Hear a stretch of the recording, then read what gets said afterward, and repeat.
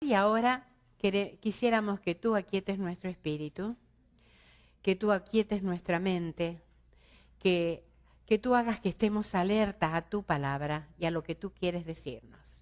Señor, abrimos tu palabra y es tu voz la que vamos a escuchar. Es tu palabra. Y Señor, si tú hablas, no podemos hacer otra cosa que escuchar.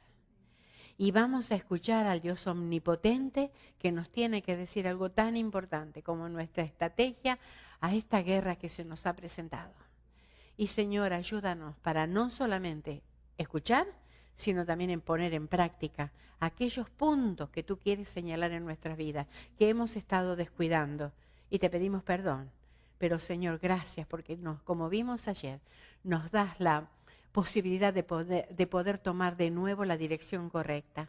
Gracias, Señor, por eso, porque tú eres un Dios tan paciente, tan bueno y tan misericordioso que siempre puedes volver a empezar con nosotros. Y aquí estamos. Queremos ser arcillas en tus manos para que tú nos des la forma que tú quieres para la gloria de tu nombre. En el nombre del Señor Jesús. Amén. Bueno. Entonces, hemos visto identificando el enemigo. Recuerden, parece increíble que ya dimos todo. Ya nos vamos. Identificando el enemigo. Y vimos entonces que es un enemigo de Dios. Primero, es un enemigo de Dios. Porque odia a Dios y odia todo lo que Dios ama. Que va a luchar contra todo lo que Dios ama. Que nos ha declarado la guerra porque somos el objeto de su amor. Pero es un enemigo vencido, vencido. También hemos visto la armadura, ¿verdad? Y hemos visto que el cinturón es el cinturón de la verdad. ¿Y qué era? La verdad era la palabra de Dios. La palabra de Dios. También hemos visto la coraza de justicia y que esa coraza de justicia era de Cristo para mí. ¿Y cómo se llamaba eso? Para mí. Justicia imputada. Pero también habíamos visto que es la justicia de Dios en mí. ¿Que cómo se llamaba eso? Justicia impartida. Imputada es porque me la da, impartida es porque me da dentro, en mí. ¿Y por medio de quién me da esa justicia? Por el Espíritu Santo que me da el poder para vivir una vida como Dios quiere, para vivir la vida justa que Cristo vivió. ¡Wow! ¿Todas alcanzaron a esa meta? ¿Ya sí? ¿Todas alcanzaron? ¿Ya alcanzaron todo? Estamos en eso. Y mientras estamos aquí en la tierra no la vamos a alcanzar nunca. Pero porque es que no la alcanzamos, siempre tenemos algo más que aprender, algo que rectificar, algo que cambiar y algo que siempre Dios, como orábamos, siempre está dispuesto a empezar de nuevo con nosotros. No importa cuántas derrotas tengamos, si arrepentidos vamos a Él, Él nos perdona y nos da la capacidad para empezar de nuevo. Y qué hermoso. No, a veces no decimos, si el Señor me diera la oportunidad de nacer de nuevo, cuántas cosas diferentes haría. ¿Saben qué? Hoy tengo la oportunidad de empezar a hacer las cosas diferentes, porque Dios me da esa oportunidad de hacer las cosas diferentes. Entonces, el calzado era el Evangelio de la paz. ¿Y que me hablaba de? ¿Se acuerdan que tenía el calzado? Clavos. Tengo que permanecer firme. No puedo retroceder. No puedo retroceder. El escudo de la fe era confiar en Dios. Y también se acuerdan que nos hablaba de unidad. ¿Y podemos abandonar el puesto? No. Porque nos quedamos expuestas al enemigo y exponemos a todos los demás hermanos que tenemos. No podemos abandonar el puesto, tenemos que estar ahí en el frente, juntas, unidas, porque si una se enoja y se me viene para abajo, ¿qué hace? La flecha, ¡shum!, se va, o cuidado. Recuerden ese, cada vez que se le ocurre enojarse con alguien, piense, le estoy dando oportunidad que Satanás me dé un flechazo. Y que penetre el enemigo. Le estamos dando cabida, cuidado. Seamos guardianas. Y si las que no vinieron y están enojadas, porque siempre el mensaje es para las que no vinieron, ¿vieron? No es para nosotros. Nosotros acá estamos todas las buenas, las que nunca nos enojamos. Las que no vinieron y están enojadas con alguien, díganle, ¿sabes, querida, que estás dando oportunidad al enemigo? Para que no solamente te ataque, sino que nos ataque. Cuidado, es importante. El yelmo de la salvación, que, ¿se acuerdan? La cabeza, que son nuestros pensamientos. ¿Y cuántos pensamientos vimos que Satanás está atacando? Y la espada era la espada del Espíritu, que es la palabra de Dios. Fíjense qué interesante. Empezamos con la palabra de Dios, terminamos con la palabra de Dios. Y todo es palabra de Dios. Quiere decir que esto es lo importante para mi vida. Porque me indica, me dice, me forma lo que tengo que hacer. Entonces, todo esto forma parte de nuestra, de nuestra armadura. ¿Para qué? Para poder resistir. Recuerden que no somos hechos para ir a pelear y a provocar a Satanás. Ahora que nos valentonemos y dice, a ver, Satanás, vení para aquí que yo te quiero y tengo ya. No, no, no. No necesito nada de eso. Ya los dardos me los va a tirar. Todo esto era defensivo. Me tengo que defender. Me tengo que defender porque los dardos vienen.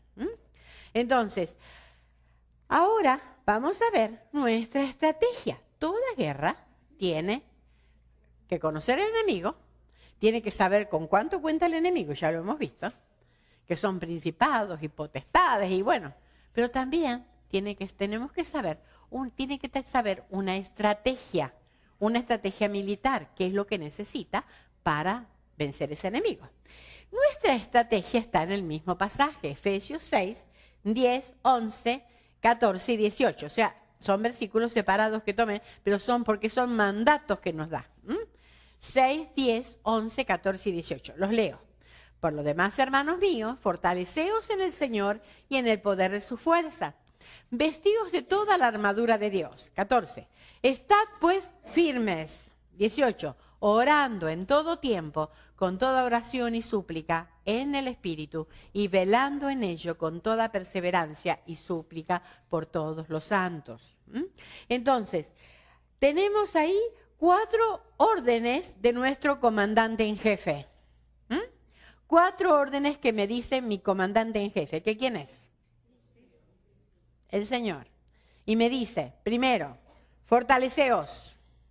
Segundo, vestíos. Tercero, estad firmes. Cuarto, orar y velar. Que lo ponemos juntos. Entonces, esos son 4 mandamientos, son 4 órdenes. Y cuando un comandante manda, ¿qué tienen que hacer los soldados? ¿Y si no obedecen? A la cárcel. A la cárcel. Sí. Y le sacan, si se ganó una estrellita, se le sacan también. A la cárcel. Entonces, y no es que salen cuando dicen el texto. Entonces, quiere decir que este comandante en jefe, que es nuestro Señor, Él manda para que nosotros obedezcamos. Él no sugiere, la Biblia nunca sugiere, manda, dice, y nosotros debemos obedecer. Debemos obedecer. Entonces, estas órdenes son nuestra estrategia, es lo que vamos a ver hoy. Nuestra estrategia. Entonces, fíjense que primero dice fortaleceos, fortaleceos. Fíjense que es interesante porque no dice fortaleceos, ¿en dónde? En el Señor y en el poder de su fuerza. No dice háganselo fuertes, porque a veces fortaleceos nos parece que me tengo que hacerla fuerte y resistir y no se trata de eso. No es nuestra fuerza, es la fuerza de Dios en mí, la fuerza de Cristo en mí, pero yo tengo que contar con esa fuerza. Recuerden, aquí tenemos toda la armadura, Dios ya me dio toda la armadura, el asunto es que yo me la tengo que colocar, ese es el hecho. Ahora, yo tengo que colocarme la armadura, ya la tengo. Entonces, el fortaleceos en el Señor y en el poder de su fuerza no quiere decir que yo me tengo que hacer la fuerte, me tengo que fortalecer en el Señor. No dicen tampoco salgan a pelear, háganse los valientes, vayan, ustedes provoquen. No, la pelea viene, ustedes tienen que permanecer firmes en su puesto. Y fortalezcanse porque van a venir los dardos y van a venir las sugerencias y van a venir los ataques. Pero ustedes firmes, no retroceder, firmes. Y justamente la armadura es eso, para permanecer firmes, para no dejarnos mover. Porque cuando viene un ataque enseguida nos tambaleamos. Y enseguida empezamos a dudar y enseguida nos desalentamos y enseguida queremos abandonar todo. El Señor dice permanece firme. porque tienes con qué defenderte. Fortaleceos, y dice tomar fuerza, ¿y dónde? En el Señor, y atención, en el poder de su fuerza. Fíjense que tenemos que fortaleceos en el Señor, pero no solamente eso. Dice, en el poder de su fuerza. ¿De quién son la fuerza? De Él, en el poder de su fuerza. Ahora, ¿qué les parece? ¿Tiene fuerza el Señor? Mucha, dice María, y así es. Fíjense, con ese poder, y vamos a ver el poder que el Señor tiene. ¿Qué te falta, María? Ahí está. Vamos a ver con qué ese poder que creó todas las cosas. El poder de Dios que creó todas las cosas. Jeremías 10:12. Vamos a buscar Jeremías 10:12. Y ahí nos dice con qué poder hizo todas las cosas. El poder que el Señor tiene es el poder que creó todo. Jeremías 10:12. El que hizo la tierra con su poder. El que puso en orden el mundo con su saber y extendió los cielos con su sabiduría. ¿Tiene poder? ¿Se imaginan ustedes el poder que Dios tiene de colocar el sol a la distancia exacta para que ni nos quememos, ni nos enfriemos, que nos muramos de frío, ni nos muramos de calor? ¿Se imaginan si viene el sol un poquitito más, o la tierra un poquitito más cerca del sol? Nos achicharramos todos. Y si se va un poquito más lejos, pues nos helamos todos. El Señor lo puso a la distancia exacta para que nosotros podamos vivir. Nos creó las plantas, nos creó los animales, creó todo lo que hay. Solamente miremos el universo. Miren los millones y millones. Yo no sé, la otra vez había leído cuántos billones de billones dicen que tienen las estrellas. ¿Cuántas estrellas hay? Ya se me perdieron porque ya no sé ni cuántos números son. ¿Todo eso? No están todas descubiertas. ¿Se imaginan todo eso y no hay ninguna que se choque? No hay ninguna que se choque. Y las ondas que largaron, esas ondas que mandan para allá, han percibido que hay música, que hay una especie de sonido. Y hablan, no me acuerdo dónde, porque no me olvidé de buscarlo, un salmo que habla del sonido, de la música, no sé si en Salmo de Job, que hay música, que extendió y que hay música. Entonces, es como el sonido, que es, por supuesto, a nivel, imagínense lo que es Dios, a nivel de la sonda humana, que pueden percibir que hay ese tipo de sonidos. Dios es el Dios maravillosamente grande. Y que puso todo en la órbita y está completamente todo obedeciendo a la voz de Dios. A la voz de Dios. Entonces, Jeremías 10:12, y Él hizo la tierra, puso en orden la creación, extendió los cielos, el universo entero. Y Colosenses 1:15-16 dice, Él es la imagen del Dios invisible. Está hablando del Señor Jesús. El primogénito de toda creación. ¿Y dice primogénito porque fue creado? No. Él dice primogénito como en importancia, lo más importante de todo. Eso es lo que está diciendo acá. Es la primacía, lo más importante de todo. Ese es Cristo. Eso es lo que está diciendo.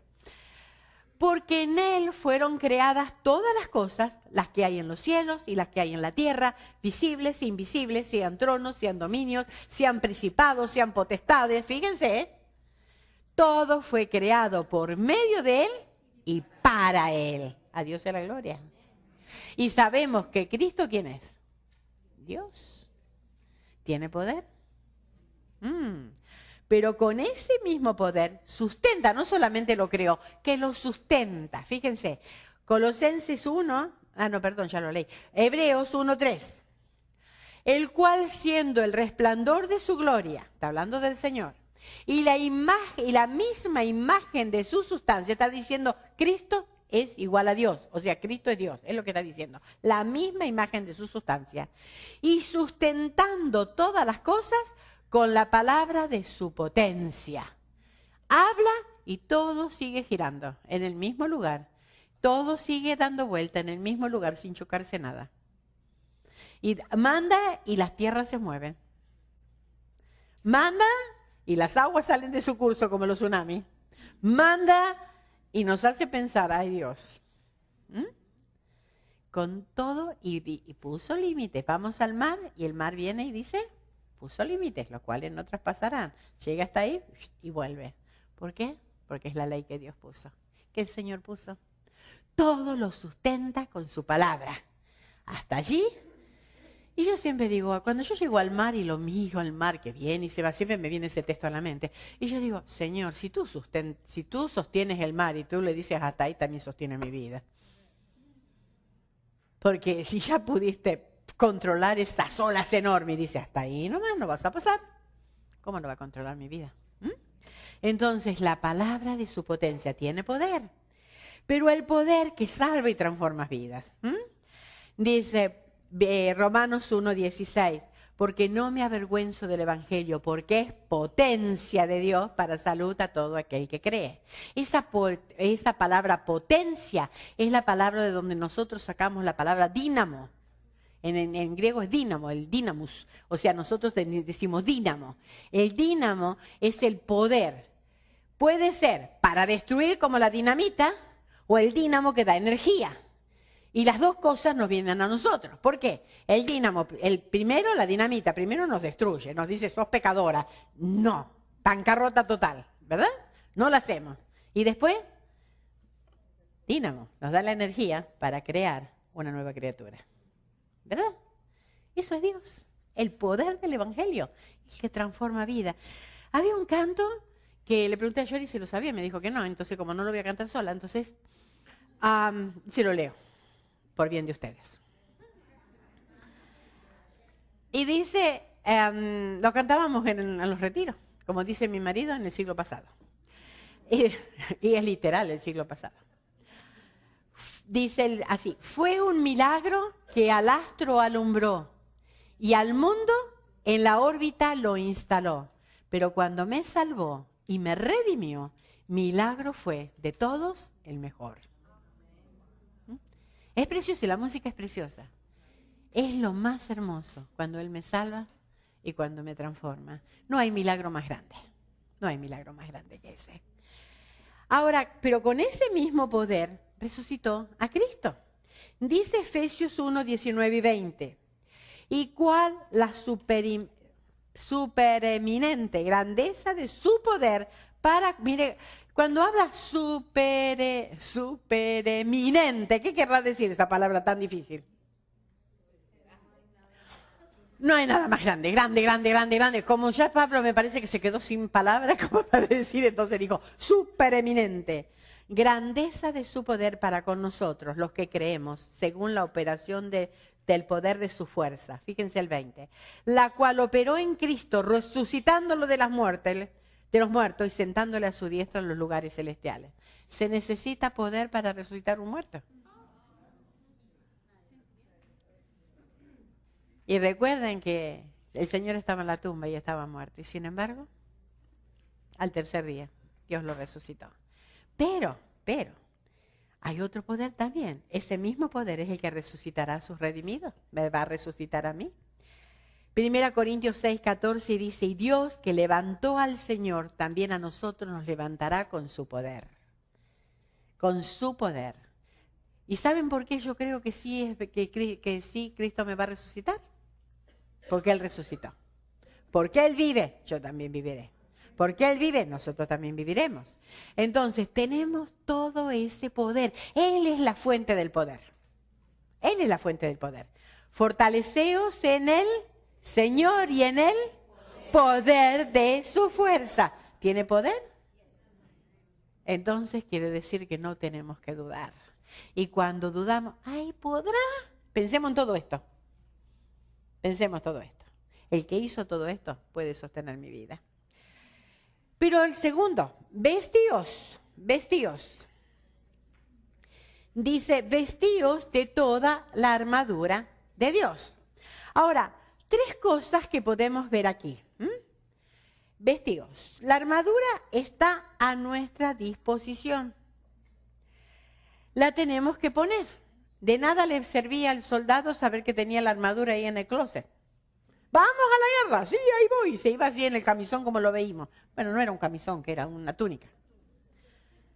¿Se imaginan cuánto iba a durar ese soldado? Tenía que ir rápido al closet y ponerse pieza por pieza toda la armadura para poder resistir en la guerra. Nosotros tenemos la armadura, pero la tenemos que colocar. Dios lo hizo todo y nosotros debemos obedecer sus mandamientos. De eso se trata, es obedecer sus mandamientos y no creer las mentiras de Satanás. Entonces, si decimos que somos cristianos, debemos vivir como Cristo. Tengo que vestirme como Cristo. Y eso, ¿saben qué quiere decir? Que los demás, cuando me vean, tienen que ver a Cristo en mí. Eso quiere decir. Que mi comportamiento, que mi manera, que mi hablar, que mi forma de ser, que mis actitudes, porque a veces nuestro problema, actitudes, sea realmente como Cristo. Y pensemos, cuando nos miramos en el espejo, ¿esta actitud tendría Cristo? Esta actitud, claro, no pensemos en los mejores de nuestros momentos, pensemos cuando estamos mal y que nos miramos y nos asustamos. Ay, mirémonos, ¿esta actitud tendría Cristo? Ese enojo, esa amargura, ese rencor que tengo, ¿eso lo tendría Cristo? Esa cosa que me tiene ahí, que no me deja vivir, ¿la tendría Cristo? Pues entonces larguemos, porque Cristo me dice, si sos cristiana, vístete como yo, sé como yo, vive como yo, habla como yo. Eso es lo que quiere Cristo, que vivamos como Él. Y esa es la armadura que nos tenemos que poner. Entonces, ¿y qué tenemos que ponernos? Es toda la armadura. ¿Saben? No puedo elegir una pieza y otro no. Están unidas unas con otras. ¿Recuerdan la palabra y la coraza, y él, y, todo y, va ligado, uno con otro. Entonces, esto no es una exhibición, no es como cuando vieron al, qué sé yo, a un store, vamos a Macy's. Y entonces elegimos, a ver cuán vestido, y nos llevamos 25 a probarnos y no nos quedamos con ninguno, a veces que nos llevamos uno. Bueno, esto no podemos hacer así, elijamos uno, sino que tenemos que ponernos todo, es toda la armadura.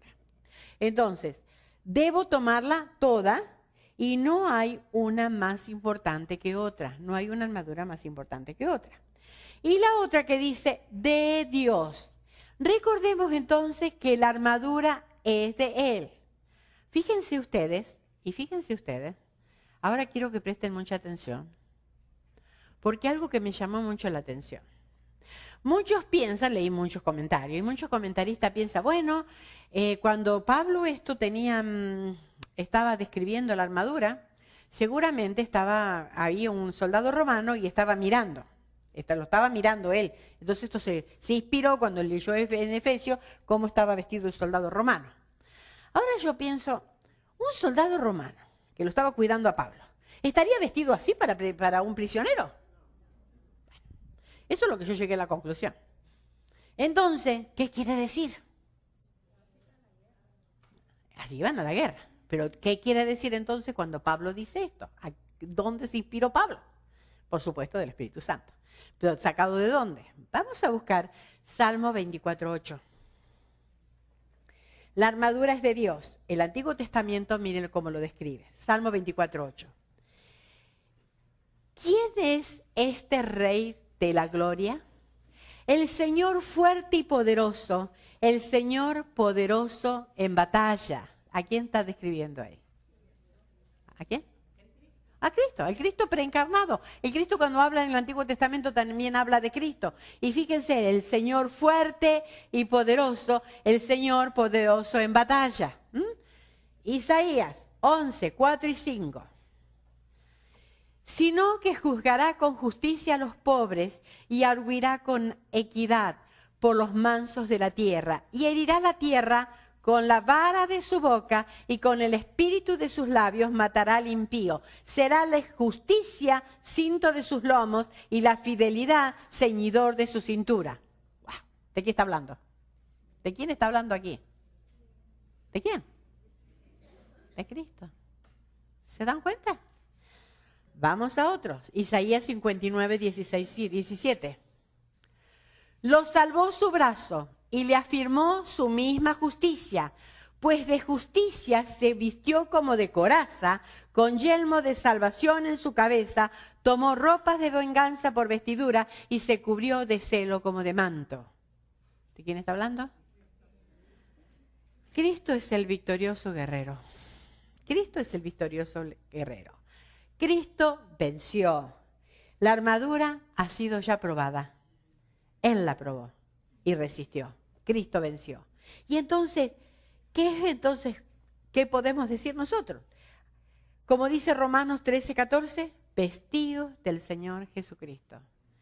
Vestidos del Señor Jesucristo. ¿Y eso qué es? Ser como Él. Es ser como el Señor. Como decíamos antes, que los demás cuando me vean, vean al Señor. Ese poderoso guerrero que está describiendo aquí toda la armadura es el Señor Jesús. Por lo tanto, tengo que tomar del Señor y revestirme. Ser como Él. Y para eso tengo que obedecer sus mandamientos. Para eso tengo que conocer la palabra de Dios. Para eso tengo que saber lo que dice. Y tengo que permanecer firme en la palabra de Dios y no en las mentiras que me está diciendo Satanás. Tengo que permanecer firme en Él. Como cimiento, esto tiene que ser el cimiento, la base firme. Por eso se acuerdan que era el evangelio, eran los zapatos. Tengo que permanecer firme en eso. Ser como Cristo en nuestro diario vivir. No esperen ir a la iglesia el domingo que viene para ser como Cristo. Hermanita querida, bendición. ¿Vieron que usamos esa palabra así? Tenemos carita de querida hermanita. Claro, en casa subimos, se nos va el querida hermanito cuando subimos al carro y empezamos a lidiar con nuestros hijos, ¿no? Pero te dije que o con el marido. Te dije que no tengo comida y anda a comprarme porque... Nos transformamos. ¿Dónde quedó la carita de querida hermanita? Llevémosla puesta. Por eso es una vestidura que no me la puedo sacar por el camino. La tengo que llevar puesta, tengo que serme yo del Señor Jesús. Si no es algo que me impongo, si no es algo del Señor Jesús, es la del Señor Jesús. Entonces, estad firmes, la número 3. Tengo la armadura, ahora tengo que estar firme. Estar firme, recuerdan el calzado habló mucho en mi corazón. Calzado con clavos para firmarse, tengo que estar firme. No me puede estar llevando de un lado para el otro, tengo que estar firme y saber. Firmes, arraigados y cimentados en solamente la palabra de Dios, en solo la palabra. Lo más difícil de todo es permanecer. ¿Cuántos han empezado? Miren, lo que hace años que estamos en la iglesia, yo creo que si nadie se hubiese ido de la iglesia y hubiesen venido agregado todos los que se agregaron, yo creo que, no sé, el Staples Center a lo mejor tendríamos que alquilar porque tanta gente no entraría. ¿Cuántos han abandonado las filas? ¿Cuántos se han ido? Y no porque se mudaron o se fueron. Bueno, algunos sí se mudaron, otros se cambiaron de iglesia, pero hay otros que abandonaron la fe. ¿Cuántos lugares desiertos hay? Lo difícil no es empezar, lo difícil es continuar. Es permanecer. A pesar de los embates, a pesar de lo que venga, a pesar de las pruebas, a pesar de las dificultades, ¿saben qué? Tengo que esperar en el Señor. No esperemos nada de nadie. No miremos a los costados, miremos en el Señor y seamos fieles a Él. A Él le debemos la fidelidad. No a la gente, al Señor. Tengo que serle fiel al Señor. Entonces, si abandonamos el puesto, ponemos en peligro el resto del ejército, como habíamos hablado antes. Tengo que permanecer para estar unidas por el escudo. Entonces, Lucas 9:62 dice, y Jesús le dijo, ninguno que poniendo su mano en el arado mira hacia atrás, es apto para el reino de Dios. Ahora está hablando de agricultura. El arado no era como los de ahora. El arado lo llevaban así con la mano, ¿verdad? Y entonces tenía que guiar. Ahora, ¿saben qué punto tenía para hacer el surco derecho lo que tenían que mirar?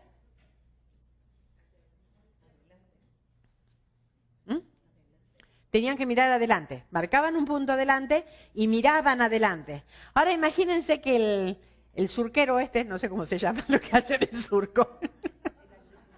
Bueno, el hombre que hace el surco, no sé cómo se llama. El arador, gracias, el arador. Bueno, imagínense que allá estaba el punto, pero él se detenía. Ay, a ver cómo te sale el surco a vos. Ay, a vos te está saliendo torcido, fíjate.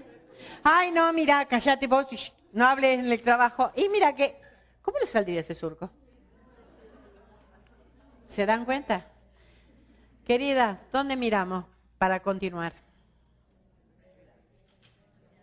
¿Miramos al Señor o estamos mirando a los hermanos a ver qué está haciendo? No te está saliendo muy bien lo que hiciste, ¿eh? Mira aquella. Mira la otra ya. Y fíjate lo que ya... Ay, ni hablemos de los de atrás. ¿No? ¿Cómo nos sale el surco nuestro? Ninguno que poniendo la mano en el aradado mira atrás es apto. Tenemos que mirar al Señor. Seguir y continuar a pesar de. Porque el Señor es digno. Nadie se merece nuestra fidelidad, solamente el Señor. Entonces, si somos fieles al Señor, seremos fieles a la obra, seremos fieles a la iglesia, seremos fieles a todo, pero somos fieles al Señor. Y de ahí no nos movemos. Y vamos a ser aptos para el reino de Dios. Entonces, no es apto para el reino de Dios. Ahora, orar, versículo 18. Orando en todo tiempo, con toda oración y súplica, en el Espíritu, y velando en ello con toda perseverancia y súplica por todos los santos. Ahora, la oración describe la manera en que debemos ponernos la armadura. Es importantísimo la oración, nuestra estrategia, recuerden, la armadura, me recuerdan cómo la debo usar, cómo la puedo poner y dónde y cómo la debo usar. Por ahí a lo mejor necesito el espadazo, pero la mayoría de las veces la espada chiquita de precisión. ¿Y cuándo tengo que ponerme la coraza? Y bueno, y el yelmo, y tantas cosas, ¿no? O sea, la oración me va a enseñar cómo hacerlo. Y cómo debemos vivir la vida cristiana.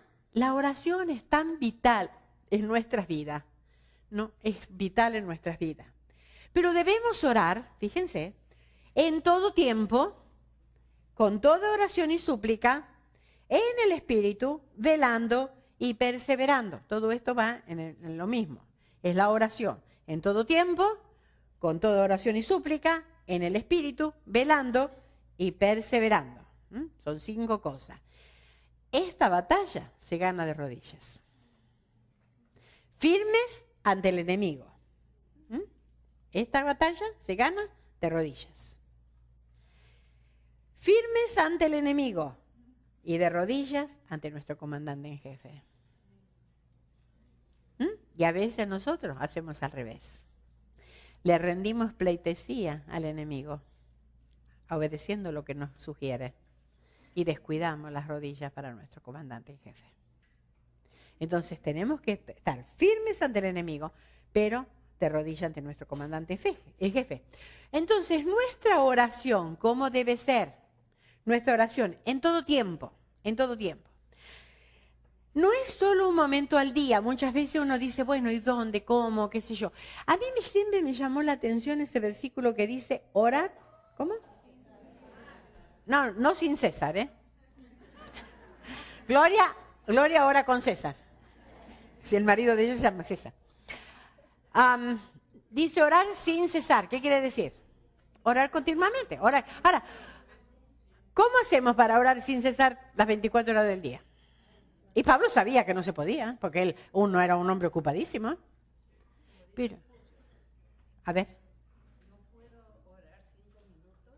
No puedo orar 10 minutos, pero no puedo dejar 10 minutos sin orar. Eso es lo que dijo Spurgeon. Entonces, debe ser un estilo de vida. Eso es lo que estaba diciendo Spurgeon. Tiene que ser un estilo de vida. Debe ser constante en el corazón. Sí es lindo tener un momento aparte de nuestro momento de oración, pero ¿qué pasa después que decimos amén? Bueno, Señor, te pido, a lo mejor 15 minutos orando, por esto, le damos la lista, amén, pum. A ver, ahora, la novela, el esto, el otro, ya, acá los chicos. ¿Y dónde está mi espíritu de oración? Esto se refiere a otra cosa, a tener un espíritu de oración. Por eso dice en todo tiempo. Levantar en nuestro corazón un altar a Dios. En cualquier momento, que la canción sea en el corazón. Es la gratitud al Señor. Es vivir ante su presencia a cada momento. En cada momento. Estamos manejando, estamos en el trabajo, estamos en cualquier momento. Le contaba a una hermana que cuando, era jovencita, estaba en entrenamiento, a mí me habían puesto para entrenar a alguna gente. Y teníamos un profesor, y entonces ese profesor le decíamos el Señor, En vez de profesor, decíamos Señor. Entonces, yo estaba mientras me paseaba por las mesas entrenando a la gente, y yo venía con un espíritu de oración. Entonces decía, bueno, Padre Celestial, y estaba orando, ¿no? Y entonces, claro, en silencio, en mi corazón. Y entonces por ahí me doy vuelta y en vez de decirle Señor, le iba a decir Padre iba a decir Padre Celestial al profesor. Porque estaba orando y cambié de interlocutor y no me di cuenta. O sea, el espíritu de oración a veces se nos hace tremendamente, ¿no? Pero es interesante saber que en cualquier momento podemos levantar nuestra oración. No necesitamos un lugar especial, no necesitamos una hora especial, no necesitamos ir a la iglesia solamente para orar. El altar es en el corazón, allí, como Nehemías. ¿Y cuánto oró? Rapidísimo. ¿Pero por qué? Porque había estado orando mucho tiempo antes. Entonces, ahí, enseguida, ¿cuántas veces tenemos una entrevista de trabajo y qué? No vamos a poner, espere Señor, primero voy a orar. Yo que ahí mandamos un correo electrónico, un message, ¿no? Señor, ayúdame. Como pasó con Pedro. Cuando Pedro se estaba ahogando, se imagina, no, primero voy a adorar, después no tengo que confesar, después se ahogó. Entonces, ¿qué dijo? Señor, ayúdame, Señor, sálvame. Es la oración más corta que hay en la Biblia. Señor, sálvame. ¿Y cuántas veces nuestra oración es así? Pero para eso tenemos que estar entrenadas, tener el altar en el corazón. Porque si no vamos a usar al Señor como un Tylenol. Nos acordamos que tenemos Tylenol cuando nos duele la cabeza, si no ni sabemos dónde está. ¿Verdad? Entonces, Dios no es eso. Dios es el altar en el corazón y en cualquier momento levantarlo. ¿Cuántas veces estamos doblando la ropa y por ahí estamos con ese hijo medio que nos está dando medio trabajón? Y estamos doblando las medias o las cosas y Señor, ayúdame y ayúdame a tratarlo y ayúdame. Y estamos levantando el corazón ya ahí, sin arrodillarnos en cualquier momento. ¿Se dan cuenta? Espontáneo, eso es lo que es. Nuestra vida cambiaría mucho si lo hiciéramos así. Entonces, es la manera de poder orar continuamente, sin cesar. Entonces, con toda oración y súplica, toda oración. ¿Y qué implica toda oración? Primero, adoración. Tener en cuenta la presencia de quien estamos. Cuando mis chicos eran chiquitos, ellos se peleaban por orar. Pero entiéndanme bien, no porque eran espirituales, sino porque eran peleadores. Entonces siempre querían orar, pero no paraban. Y yo sabía, como mamá uno conoce a sus hijos, ¿eh? Entonces, yo sabía que no era por el amor a la oración. Y yo les decía, vayan a su habitación, oren todo lo que quieran, si yo no les voy a impedir. No, querían orar ahí. Entonces habíamos tomado la costumbre, y eso me pareció muy buena costumbre, yo para calmarlos, pero después lo usé en mi vida. Primero, aquietarnos y saber a quién vamos a orar. ¿Quién es ese Dios? El Dios grande y el omnipotente. Claro, a ellos les hablaba de Jesús, les hablaba del Jesús que nos amó, el Jesús. Pero nosotros, el Dios grande y omnipotente, el Dios por el cual todas las cosas le son posibles. Qué diferente es nuestra oración después. Primero entrar con adoración.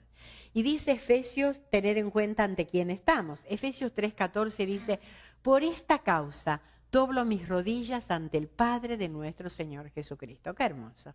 Pablo llegó un momento que dice, yo no puedo escribir más, doblo mis rodillas, porque era tanto lo que ya tenía en Cristo, ¿no? Y 20:21 dice, y aquel que es poderoso para hacer todas las cosas mucho más abundantemente de la que pedimos o entendemos, según el poder que actúa en nosotros. A Él sea gloria en la iglesia, en Cristo Jesús, por todas las edades, por los siglos de los siglos. Amén. Y cuando decimos eso, igual, el que es poderoso para hacer, y ya vimos cuánto poder tiene, para hacer todas las cosas mucho más abundantemente de lo que me imagino. ¿Cómo no voy a prorrumpir en adoración a ese Dios tan grande, no? Cuando vemos su majestad, adoramos. Y cuando vemos nuestra indignidad, nos humillamos, ¿verdad? Cuando veo qué grande es Dios, ¿qué me va a pasar con mi yo?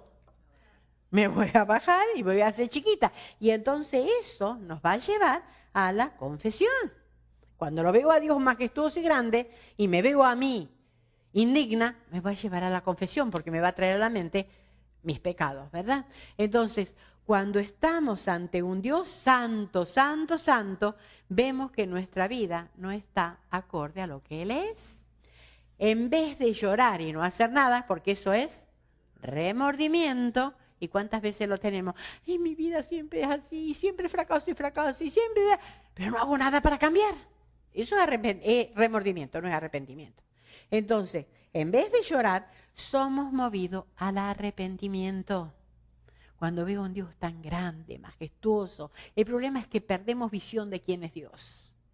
Y solamente lloramos por nuestra indignidad y por las consecuencias de nuestra indignidad. Y yo quisiera preguntar, ¿cuántas veces lloramos porque hemos ofendido a un Dios santo? ¿Cuántas veces lloramos por nuestra propia necedad, porque nos está acarreando problemas? A mí, pero no porque ofendí a Dios santo. Eso es remordimiento. Arrepentimiento es cuando lo veo a Dios santo y yo le indigna. Me humillo ante Él y le pido perdón. Arrepentimiento. Entonces, 2 Corintios 7:10 dice, aquí voy a leer de la Biblia de las Américas. Le quiero hacer alguna aclaración.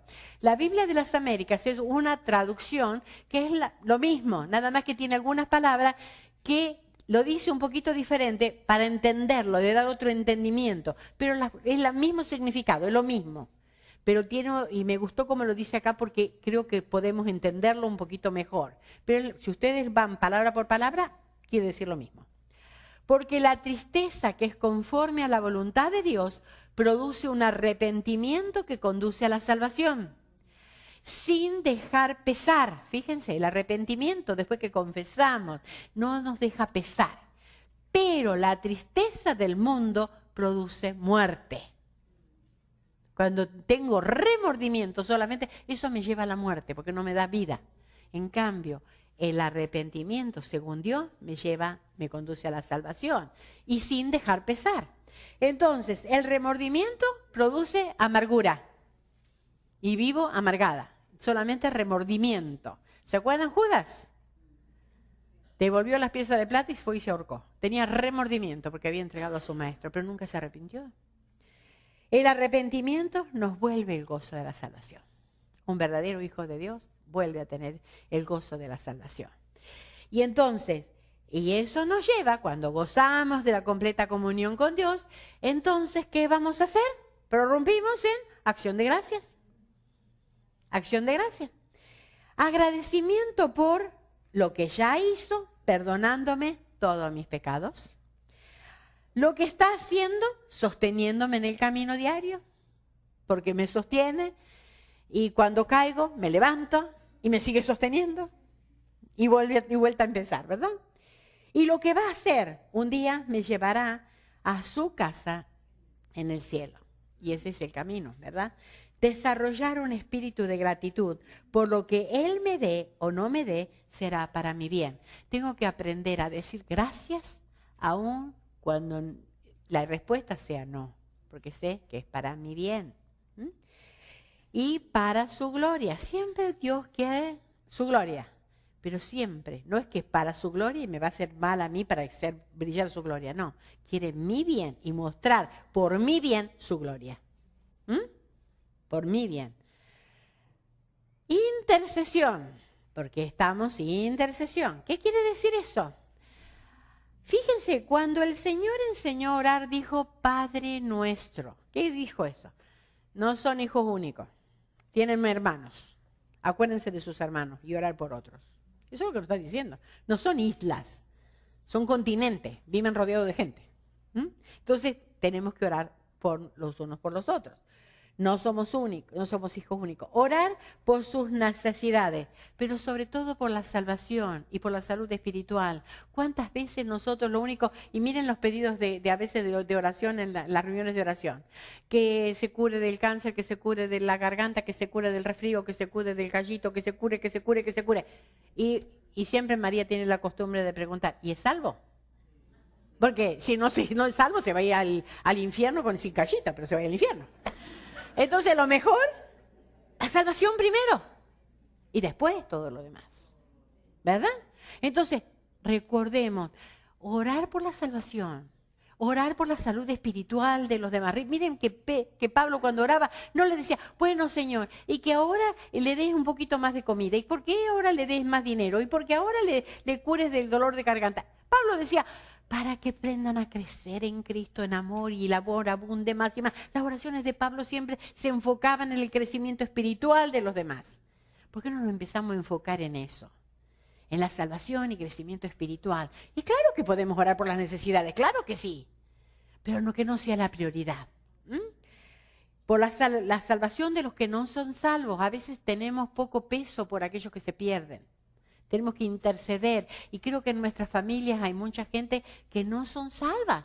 Intercedamos por ellos, pidamos por ellos, pero ¿para qué? Ay, Señor, bendice a este. No, Señor, concede el arrepentimiento. Eso es lo que tenemos que orar. Por crecimiento espiritual, ya lo hablamos. Sí.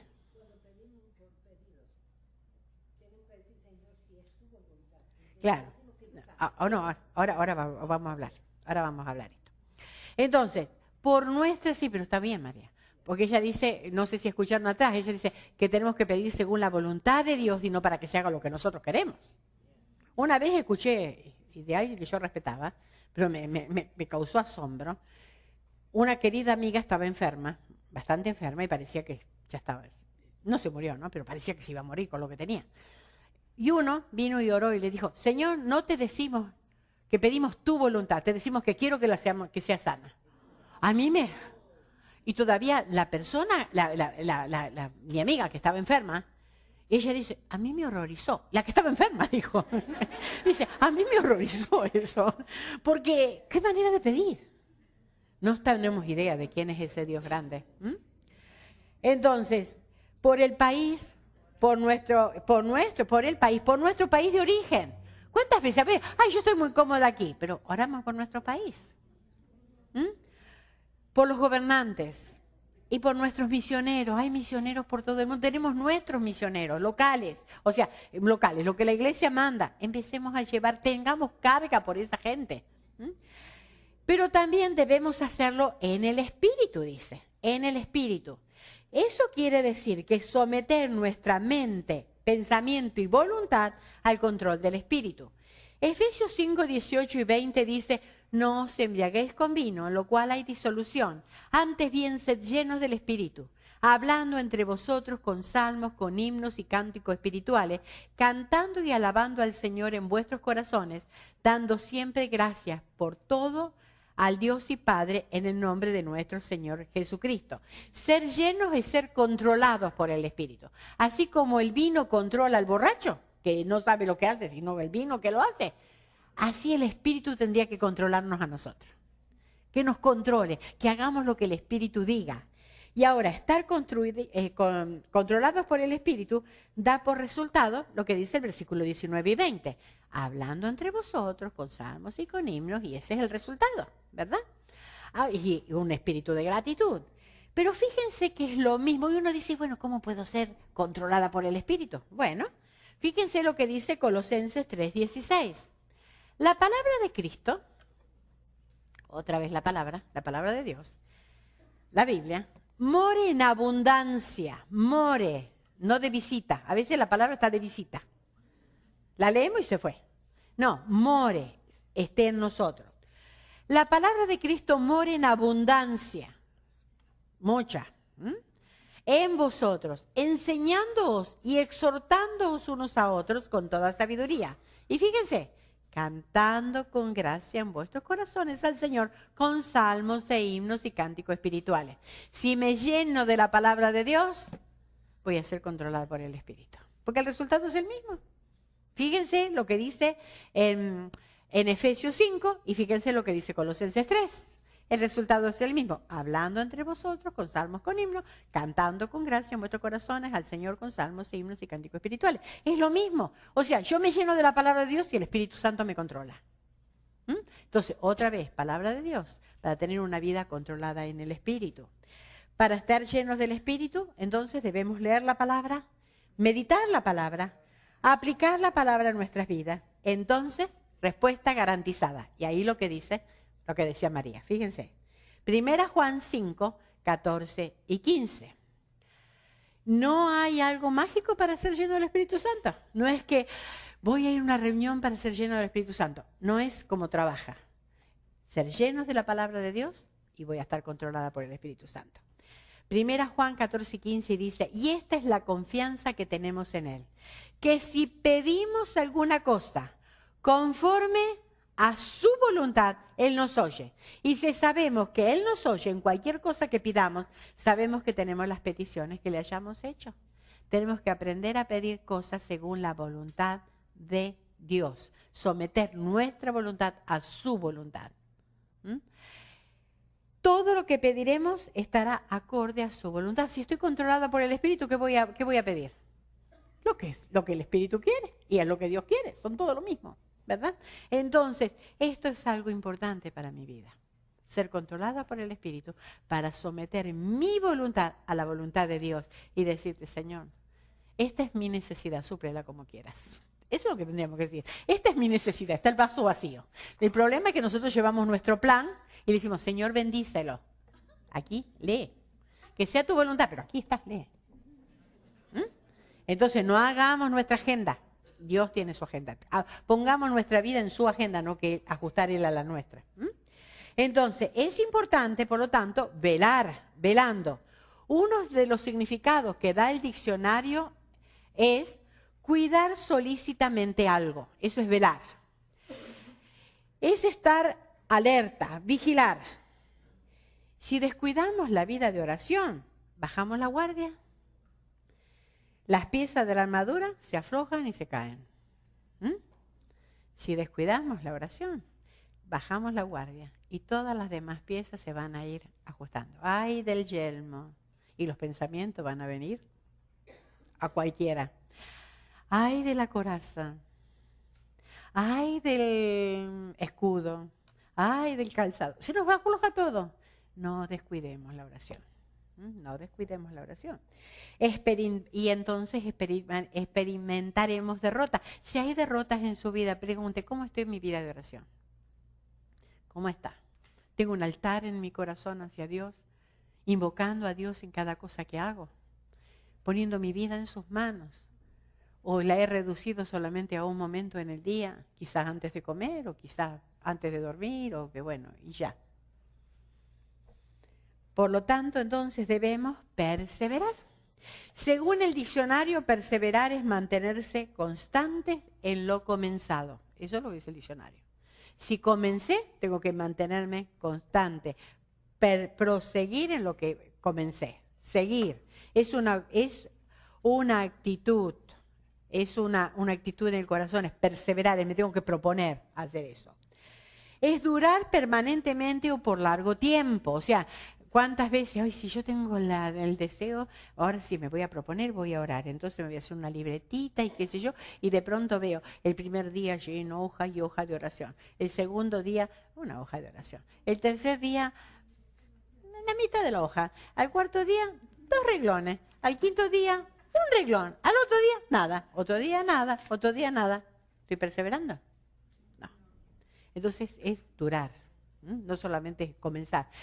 Comenzar no es tan fácil, pero no es imposible. El perseverar es lo difícil. Originalmente quiere decir determinación resuelta. Eso es en el original lo que quiere decir. Determinación resuelta a ver algo hasta que se termine. Eso es el perseverar. Es tener la determinación de seguir orando hasta ver el resultado. Tener la determinación, proponerse firmemente. Si no perseveramos, le cedemos terreno al enemigo. Y entonces la oración es fundamental en nuestra guerra. Si no queremos que se nos caiga la armadura, pues entonces perseverar. Debemos hacerlo entonces con súplicas. Con súplica. Y súplica quiere decir una urgente necesidad. Eso es una súplica. Cuando tengo una urgente necesidad, súplica. Sale del profundo del corazón. Debemos hacerlo entonces por todos los santos. Orar por misioneros cristianos alrededor del mundo que están exponiendo sus vidas por amor a Cristo. ¿Cuántos hay? ¿Cuántos hay? Y claro, son tan feas las noticias que ni las queremos mirar, pero que yo no las mire no quiere decir que no existan. Entonces tengo que orar, interceder por ellos. Debemos ampliar nuestra visión. A veces tenemos la visión muy corta. Me estoy mirando nada más que así. Tengo que ampliar mi visión y saber que hay cristianos que están exponiendo su vida. No todo está aquí. Y cuidado, ampliar nuestra visión. Ahora una palabra de aliento para terminar. Una palabra de aliento. Sé que fue un tema duro. Sé que fue un tema difícil. Pero hay una palabra de aliento. Por lo tanto, alentaos unos a otros con estas palabras. Y eso dice lo que está en 1 Tesalonicenses 4:18. Y entonces, para animarnos, debemos pensar bíblicamente. Para animarnos unos con otros. Y primero tengo que estar animada yo. No puedo animar si no estoy animada. ¿Qué piensa? La cita, 1 Tesalonicenses 4:18. Lo que dije antes. Entonces, para animarnos debemos pensar bíblicamente. La batalla, ¿qué pasó? Que hay todo ruido. Ya estoy terminando. Y quiero terminar con el aliento. La batalla es aquí en la tierra. Es por un periodo de tiempo limitado. Un día nuestras luchas terminarán. Un día, 1 Tesalonicenses 4, 16 y 17. Porque el Señor mismo, con voz de mando, con voz de arcángel y con trompeta de Dios, descenderá del cielo, y los muertos en Cristo resucitarán primero. Luego nosotros, los que vivimos, los que hayamos quedado, seremos arrebatados juntamente con ellos en las nubes para recibir al Señor en el aire, y así estaremos siempre con el Señor. Ahí hay muertos que se han ya muerto y sus cuerpos están en el sepulcro. Estoy hablando de cristianos. Pero el alma está con el Señor en el cielo. Un día el Señor dice que va a venir en las nubes. ¿Se acuerdan? En el aire, en pleno dominio de Satanás. Y va a venir el Señor en la nube con las almas que ya están con el Señor. Los cuerpos van a resucitar. Y los que están vivos, cuerpo y alma, esperemos que seamos nosotros, que estemos vivos, seremos transformados en un abrir y cerrar de ojos. Así, nuestro cuerpo será transformado, glorioso, seremos como Cristo.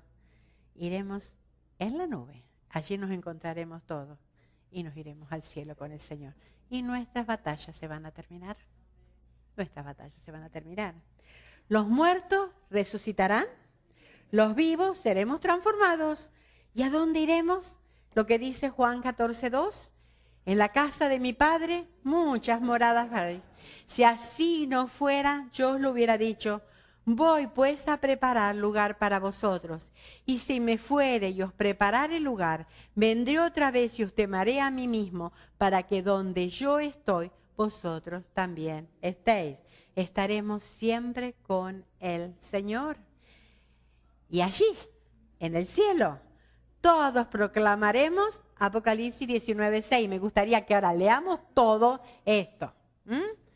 Todas, por favor, mirando adelante y todas repitiendo esto, porque un día proclamaremos todas estas. Un día nuestras batallas se terminarán. Un día todo lo que tenemos aquí se terminará. En el cielo no habrá armadura, no habrá coraza, no habrá nada, porque lo tendremos al Señor. Y entonces allí, y oí como la voz de una gran multitud, como el estruendo de muchas aguas y como la voz de grandes truenos que decía, aleluya, porque el Señor nuestro poderoso reina. Amén. Lucía, ¿puede cantar?